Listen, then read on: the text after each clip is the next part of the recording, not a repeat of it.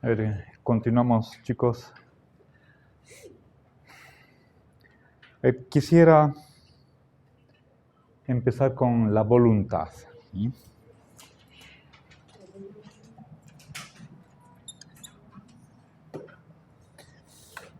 A ver, una de las características de la voluntad es que es una causa de las acciones.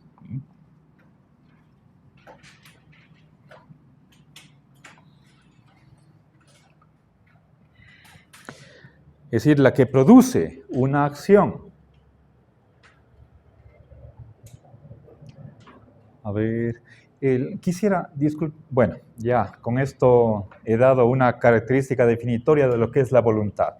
Quisiera regresar acá, quiero aumentar otras condiciones que anteceden a la acción, como puede ser el interés.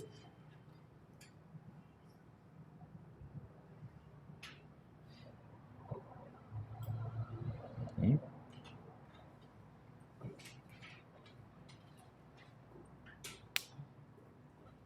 Ya. Bien. Ahora, veamos cuál es la buena voluntad.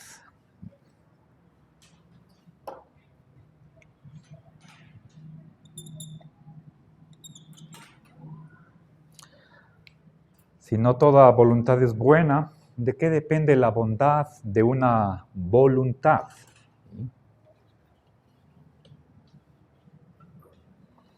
Entonces, eso depende de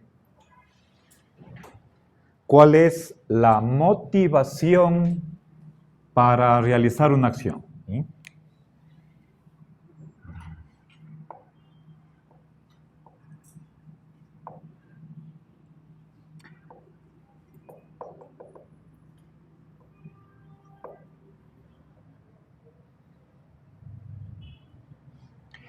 Es decir, ¿cuál es la razón para realizar una acción cualquiera? ¿Sí? ¿Por qué lo hace? ¿Sí? A ver,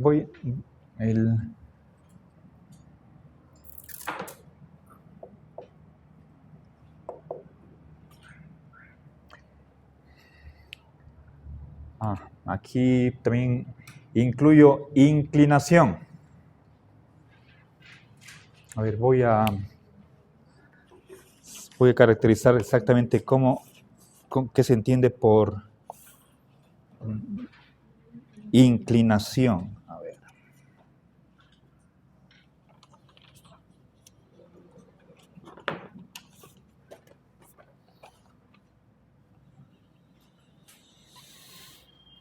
Que uno goza, es cuestión como de placer. ¿Sí? Pero esto está en la naturaleza, es como si fuera un instinto, una actitud natural. ¿Sí?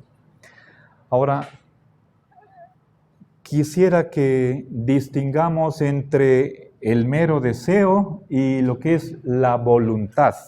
Y voluntad no es lo mismo que deseo. ¿Sí? A ver.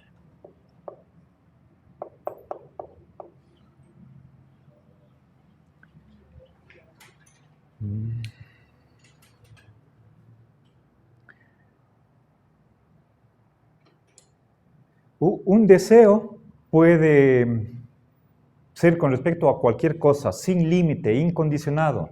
En cambio, la voluntad, sobre todo cuando hablamos de un ser racional, está conectada con la razón. ¿Sí? Entonces, aquí la razón pone límites y la razón pone límites y la voluntad acata. ¿Sí? No es voluntad para cualquier cosa. Desear sí. Puedo desear muchísimas cosas, pero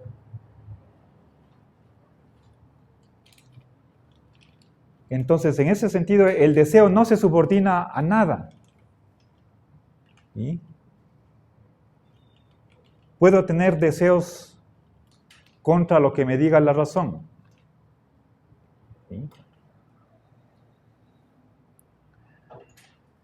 Y si es que pensemos por un momento en el pensamiento de Aristóteles, que cree que los no humanos, animales no humanos, no tienen razón, entonces diría, los animales no humanos desean cosas, pero si es que la voluntad está sujeta a la razón, entonces los animales no humanos no tienen voluntad, aunque sí deseo. ¿Ok? Bien, entonces la voluntad tiene una conexión con el conocimiento de lo universal. ¿Ya? Bien. Ahora, si hay 3 tipos de motivación.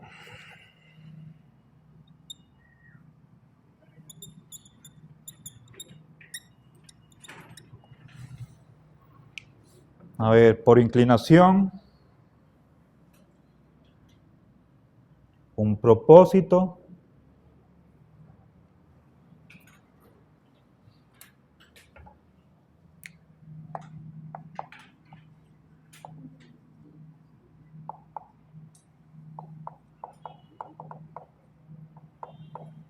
y por obligación, por deber. ¿Ya? Bien, para Kant, la única motivación válida que es necesaria para que tengamos una voluntad buena es la última. ¿Sí? ¿Ya? Entonces, es esta de acá. Hacer algo, una acción, ¿sí?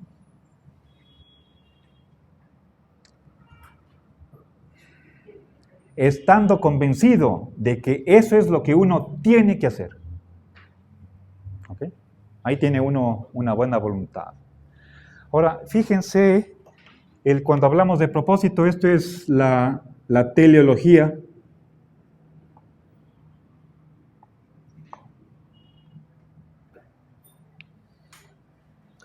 Si quiero alcanzar algún fin, y por eso hago. A ver. Pero obviamente esto de alcanzar un fin me ubica acá, en qué consigo en el futuro. Esto no puede ser una razón para la moralidad de la acción. ¿Sí? Por más que el propósito está aquí antes de la acción, podríamos asemejar el propósito con intención. ¿Qué es lo que uno quiere lograr? O se propone, ¿sí? Conseguir con esta acción para que ella sea un medio para otra cosa. ¿Sí? Kant para nada recurre a propósitos. Eso es lo que él pretende. ¿Sí? A ver, quiero decir que por más que Kant en teoría crea que es cuando estamos hablando de la buena voluntad, ¿sí? Pensemos en un ejemplo que pone Kant, ¿sí? Eran el devolver el vuelto. Correcto. Imaginémonos un dueño de una tienda, ¿cómo debería tratar al cliente? Hay una norma que es la de devolver el cambio correcto. ¿Sí?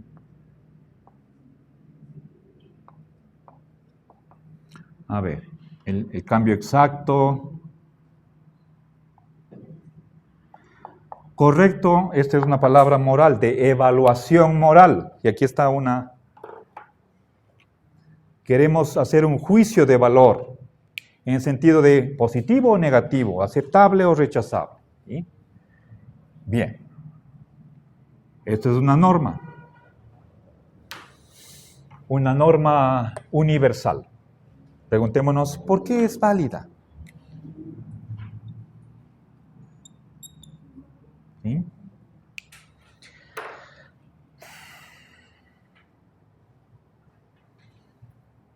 Tenemos una voluntad que va a realizar esta acción. ¿Sí? ¿Okay?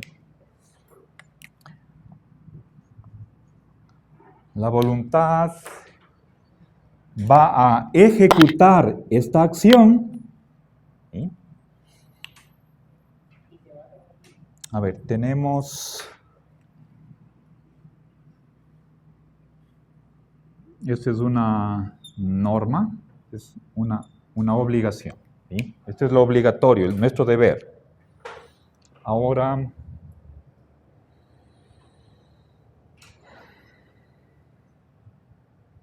¿por qué debo obedecer esta norma? ¿Sí? O sea, ¿cuándo podemos decir que esta voluntad es buena? ¿Sí?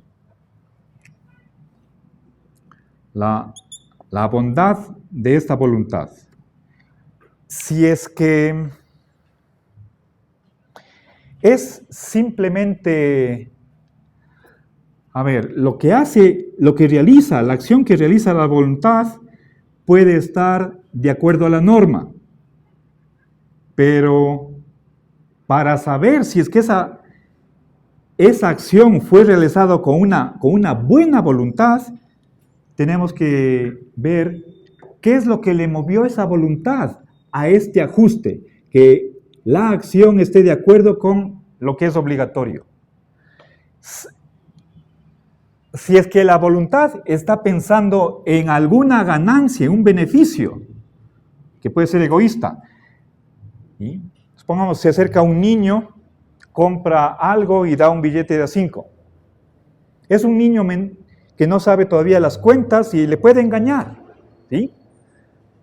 ¿Qué puede pensar el dueño de la tienda? Puede decir, voy a darle el vuelto correcto porque, caso contrario, se me arruina mi negocio. Ese es un resultado. Se me va a dañar mi reputación. Voy a perder clientes. Eso es pensamiento consecuencialista. Y esa sería, si es que esa es la razón para que la voluntad trate de ajustar su acción a lo que es esperado, entonces esa voluntad no es buena, no tiene la razón correcta. Una buena voluntad es aquella que hace lo debido con la conciencia de que eso es lo que tiene que hacer. ¿Sí? El deber por el deber es lo que vulgarmente se dice cuando se está explicando esta parte de la ética kantiana. Por respeto a la ley, cuando uno tiene esa actitud, cuando la voluntad hace, ¿sí? O sea, el ajuste entre acción y norma puede tener varios motivos. Alguien puede decir, bueno, en mi casa me enseñaron a respetar la ley, por lo tanto, para honrar esa educación que he recibido de mis padres, tengo que devolver. Esa no es una buena razón. Eso es, podemos decir, inclinación. Eso es hábito, tradición. Esa es una mala razón. Eso no vuelve buena a la voluntad. Si es que uno hace su deber, porque está diciendo es lo que tengo que hacer, esa es una buena voluntad. ¿Sí? ¿Ok? Entonces, esa es el tercer tipo de motivación, es la única válida y es lo que define una buena voluntad. ¿Sí? Ahora,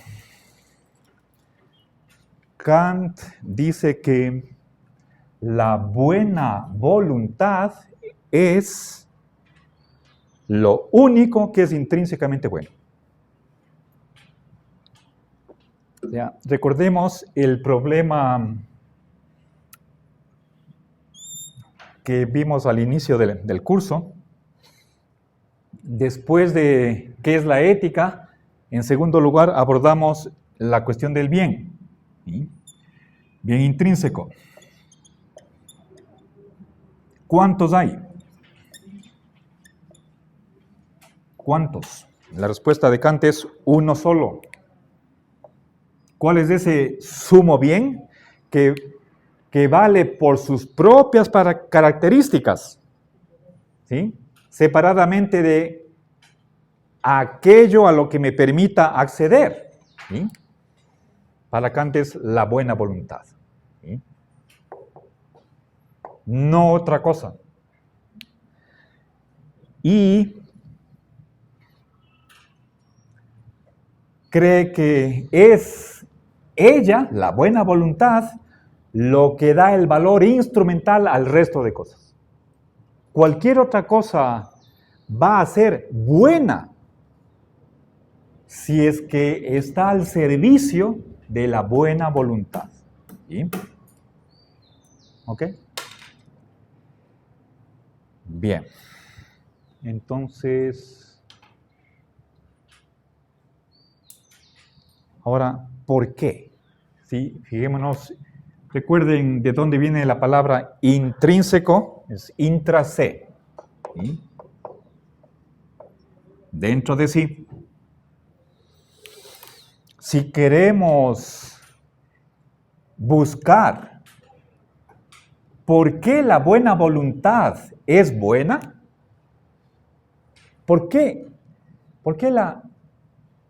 esta voluntad buena es lo único que vale por sí mismo? Entonces, la respuesta es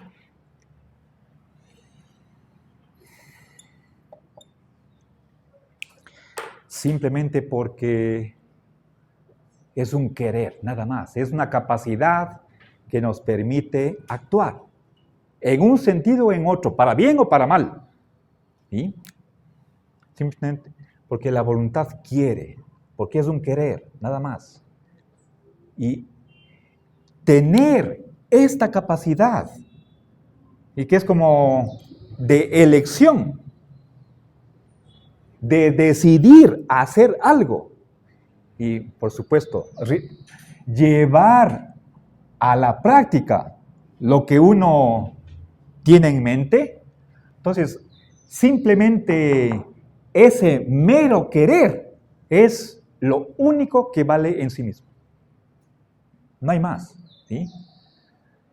Entonces, la buena voluntad no es que reciba su bondad, su valor, por el objeto que es querido. ¿Sí? Por aquello, ¿sí? Por las acciones, ¿sí?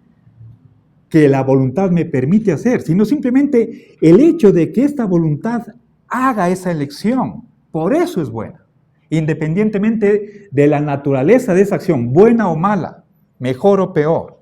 ¿Sí? Entonces, no es el objeto querido el que vuelve buena a la voluntad, sino ella misma intrínsecamente es buena. ¿Sí? Y eso podríamos, ya saliendo un poco de Kant, decir con respecto a la libertad. ¿Por qué la libertad es valiosa? ¿Sí? ¿Sí? Porque es una capacidad de elección. ¿Elegir qué? Eso no importa. Elija lo que sea, el mero hecho de poder elegir, eso es lo valioso. ¿Sí? Separadamente del objeto elegido, el objeto querido. ¿Ya? Sea bueno o malo. ¿Ya? Bien. Ahora,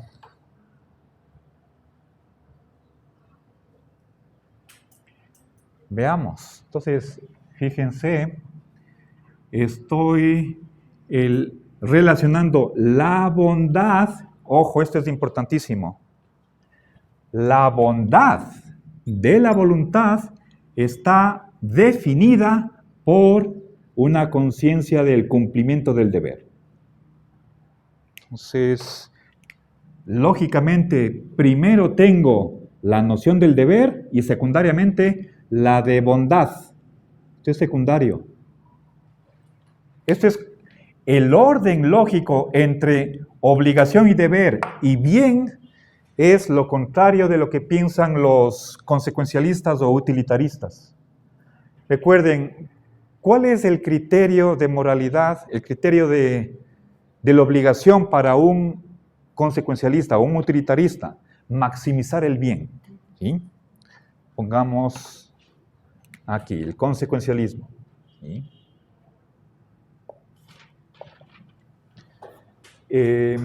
Es más bien el utilitarismo lo que quiero. Bueno, en realidad son ambas. ¿Sí? El consecuencialismo me dice que lo obligatorio está en función de lo que es el bien. En función del bien. ¿Qué quiere eso decir? Que, lógicamente, primero tengo que haber resuelto el problema de qué es el bien y, en segundo lugar, derivadamente, paso a la cuestión del deber. Entonces, ¿qué está a la base? El bien, ¿sí? Por encima o, digamos, por debajo de, como fundamento de la obligación. Esto es utilitarismo, consecuencialismo. Kant no admite esto de acá. Es al revés, ¿sí? ¿Qué es lo bueno? Eso depende de qué sea el deber. ¿Ok? Entonces, invierte la relación entre estos dos conceptos fundamentales de la ética o la moralidad. ¿Ya? Bien, ahora, entonces veamos cuál es la obligación que tenemos, ¿sí? Y cómo lo determino. Vamos al imperativo categórico. ¿Sí? A ver, aclaremos.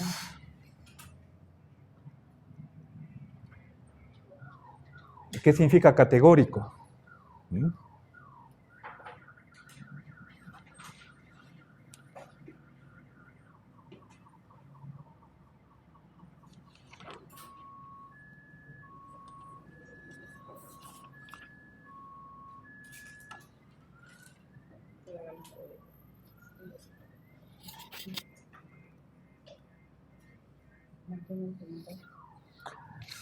El categórico se opone a lo condicional.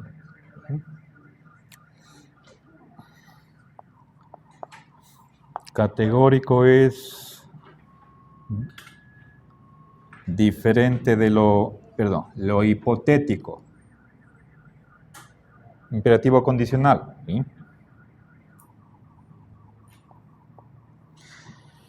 A ver, ejemplo de un imperativo condicional hipotético.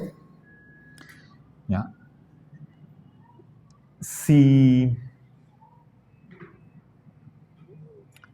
quieres tener buenas notas o si quieres aprender, estudia.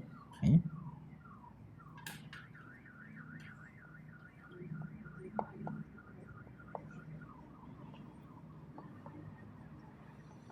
¿Ya? ¿Sí? Aquí tenemos una norma. ¿Sí? Ponte a estudiar. Pero esta norma no es absoluta, sino que está dependiendo de una condición. ¿Quieres obtener este resultado? Por ejemplo, obtener buenas notas, ¿quieres aprender? Entonces, condicionadamente a este fin, cumple esta norma. Esto es un deber condicional. ¿Sí? ¿Qué es lo que dice Jesucristo cuando el joven rico le pregunta, maestro bueno, ¿qué debo hacer para alcanzar el reino de los cielos? Dice, pero fíjense la pregunta. ¿Sí? Está poniendo un fin. ¿Sí? Para irme al cielo, ¿qué tengo que hacer? Jesucristo dice, cumple los mandamientos. ¿Ya? El joven le dice, ya los cumplo. ¿Qué más me falta? Jesucristo le dice, si quieres ser perfecto, entonces vende todo lo que tienes, véndelo y luego ven y sígueme. Si vende todo lo que tienes, repárteselo a los pobres y luego ven y sígueme.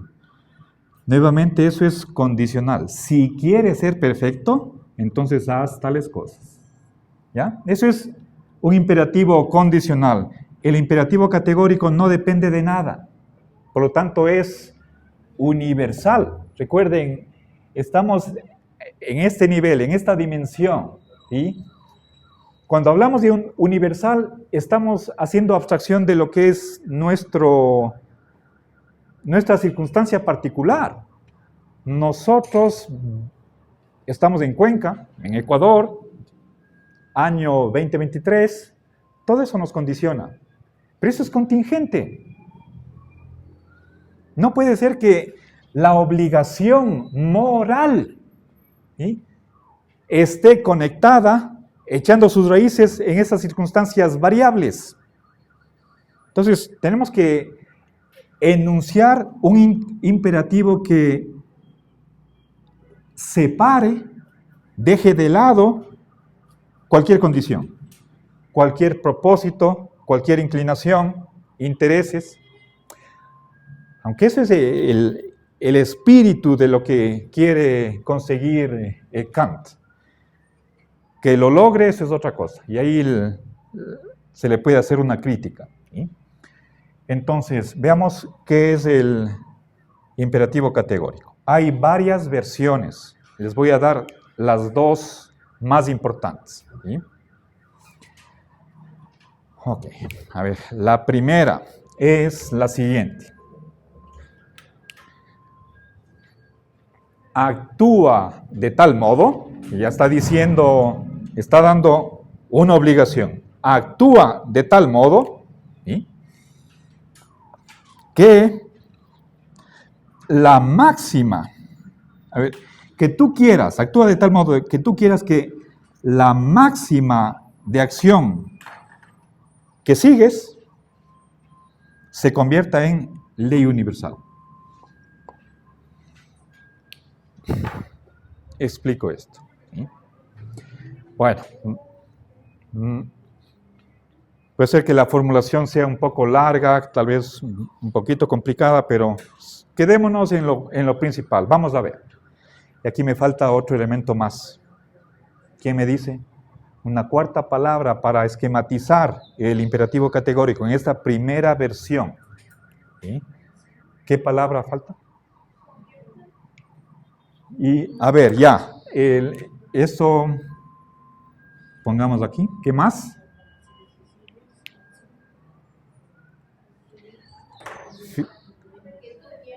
¿Perdón? Correcto, ahí está la voluntad, ¿sí? Haz una determinada acción, la que sea, esto es general, de tal manera que, a ver, verán, recuerden que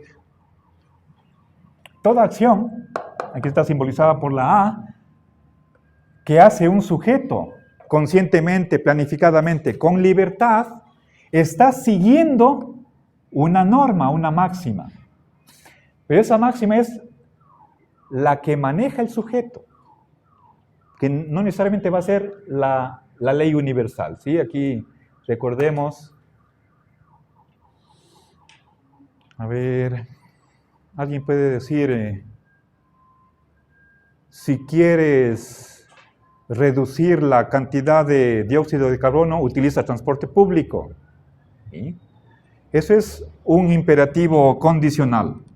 Para conseguir ser un poquito ecológicos, utilicemos o no utilicemos transporte privado. ¿Ya? Ok. Bien.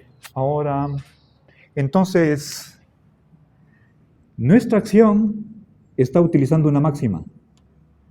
Y ahora, lo que el sujeto debería hacer es querer, ¿sí?, querer que la máxima a la que la acción trata de ajustarse esta máxima se convierte en ley universal. Es decir, que cualquier ser racional utilizaría en su lugar. ¿Sí? Obviamente aquí hay, detrás de este querer está un sujeto. Yo, por ejemplo. ¿Sí? Pero cuando hablamos de universal, entonces ya pierde su peso esta subjetividad. Y nos ubicamos en este plano el más general posible. ¿Ok? Entonces,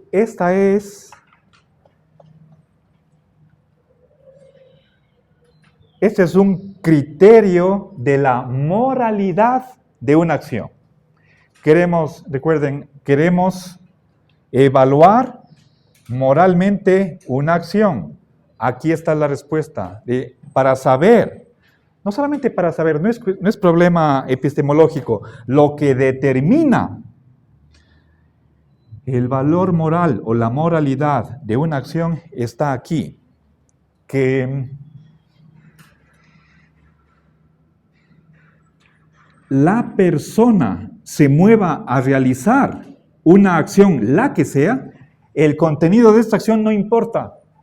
Lo que interesa es el procedimiento, o si quieren ustedes, la motivación.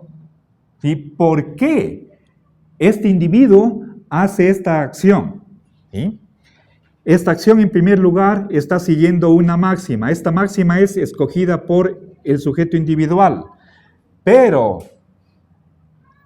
la voluntad detrás de este sujeto es que esta máxima se vuelva a ella una ley universal. Por lo tanto, estamos aquí en el plano de lo moral. ¿Sí?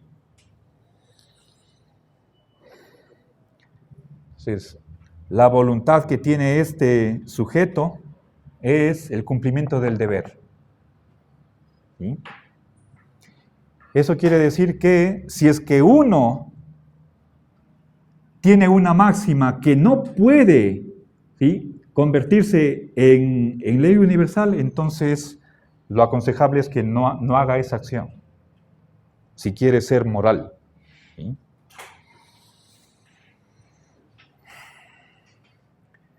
Pensemos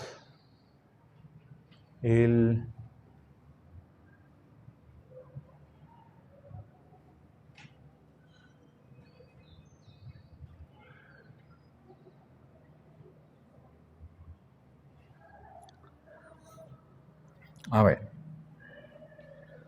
otra máxima podría ser: si quieres buenas notas y no estudiaste, copia, engaña. ¿Sí? Podemos generalizar. A ver, primero, en el imperativo categórico supuestamente no hay ninguna condición. Por eso es categórico. Se está haciendo una afirmación. ¿Sí? Lo que convierte a esta acción en moral es que la norma a la que está siguiendo esta acción, ¿sí?, sea querida por el sujeto, que ella se convierta en ley universal.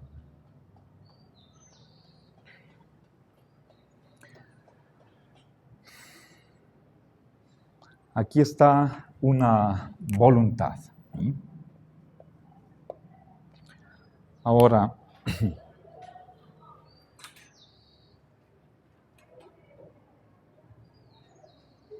fíjense,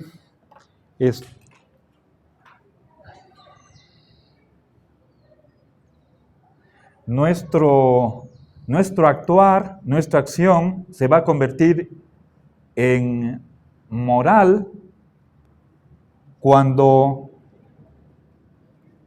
tengamos esa voluntad de actuar según lo que manda el deber.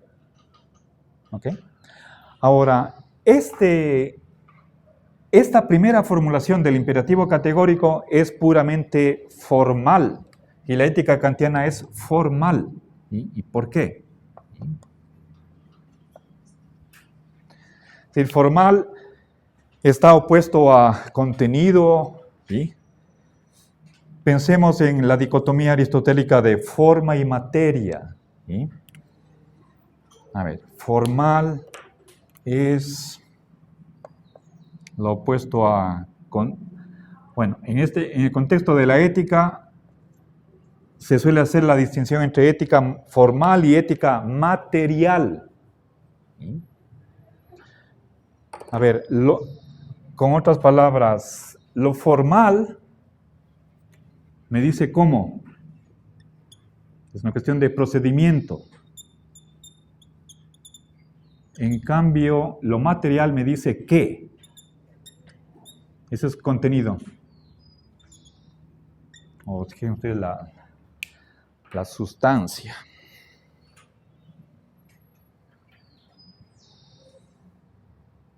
A ver, un ejemplo para que se vea esta diferencia, ¿sí? Pensemos en, ¿debería fumarse en un lugar público?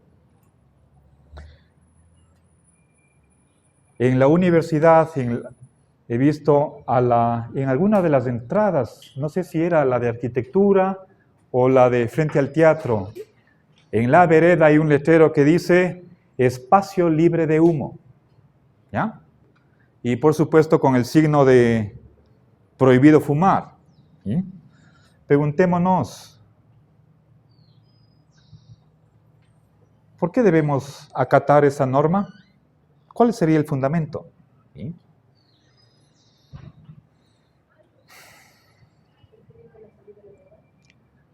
¿Perdón? Eso es consecuencia, no puede ser aceptado por Kant. Hay un beneficio. Si la salud es un bien, ahí estaría haciendo depender el deber de conseguir un valor. Eso es antikantiano. ¿Sí? Ahora, ¿perdón? Iguales, estamos hablando de los resultados. Si usted fuma, se va a enfermar, y eso no conviene. Eso es consecuencialismo. Kant es anticonsecuencialista. ¿Sí? Está prohibido, está mal. Tomar en un lugar público está prohibido, está mal. No es, está prohibido. ¿Es malo porque es malo? ¿Está prohibido porque está prohibido?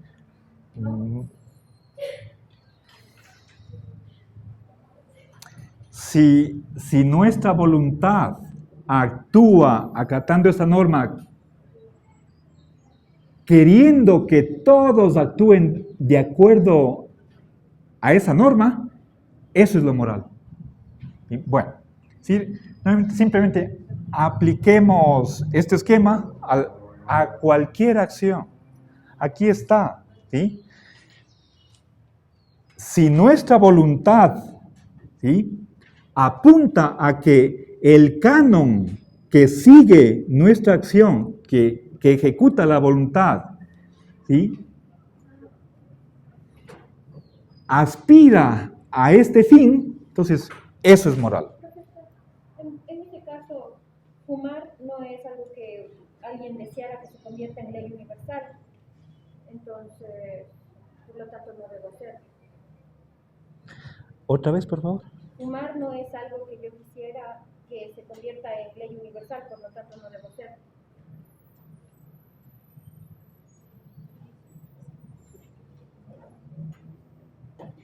O sea, pensemos, la próxima clase voy a explicar más de esto aquí hay un proceso podemos llamar a esta flechita verde, la cuestión de universalización.